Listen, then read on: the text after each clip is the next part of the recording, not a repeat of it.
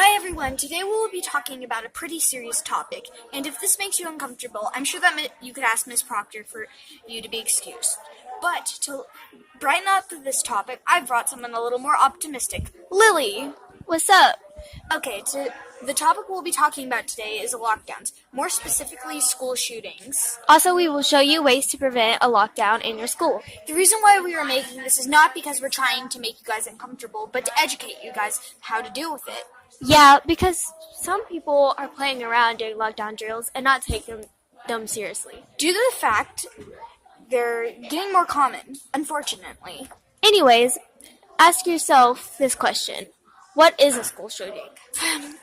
It's where someone shows up to school campus with a gun and usually shoots people that don't deserve it. It's sad, yes, but we need to make ourselves aware of the situation so we're ready when the time comes. Without further ado, let's get into it.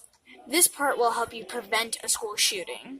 The most common signs are usually online. If you're like me, then that would be easy to notice. Yes, indeed. Whenever you scroll down on your Instagram or Snapchat and see someone that might say, I'm going to shoot up a school, or I'm going to be a professional school shooter, you take aware of it.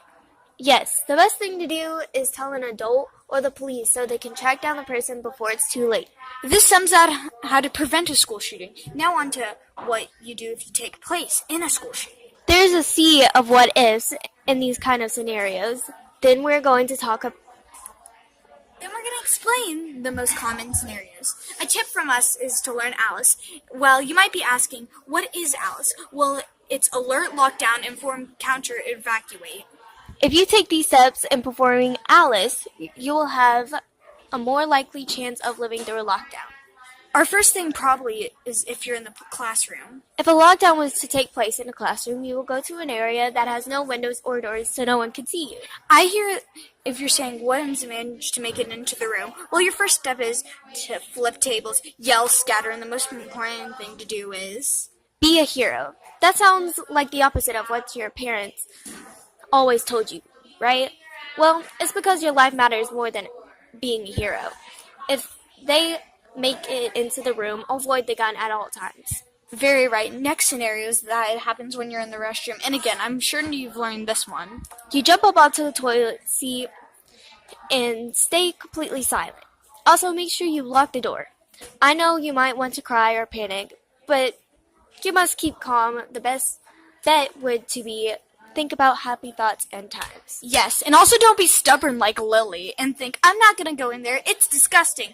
I could wash my hands. You can wash your hands if you're dead. Your life matters more. Very true. But our next case scenario is if you're in the hallway when lockdown starts. You will go into the nearest classroom, but if there's no classroom around to go to the bathroom as fast as you can.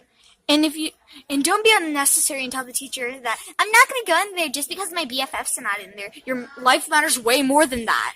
True. For the last part of a lockdown is recovering from it. And when we say recovering, we mean emotionally recovering. We understand that it's hard going through one of those. You might want to isolate yourself, not when you go outside, but you should do your social life also matters. Yes, indeed. One of our tips is to talk to family members and how you feel and what you went through. I'm sure they'll be there after all. And one more tip is therapeutic help.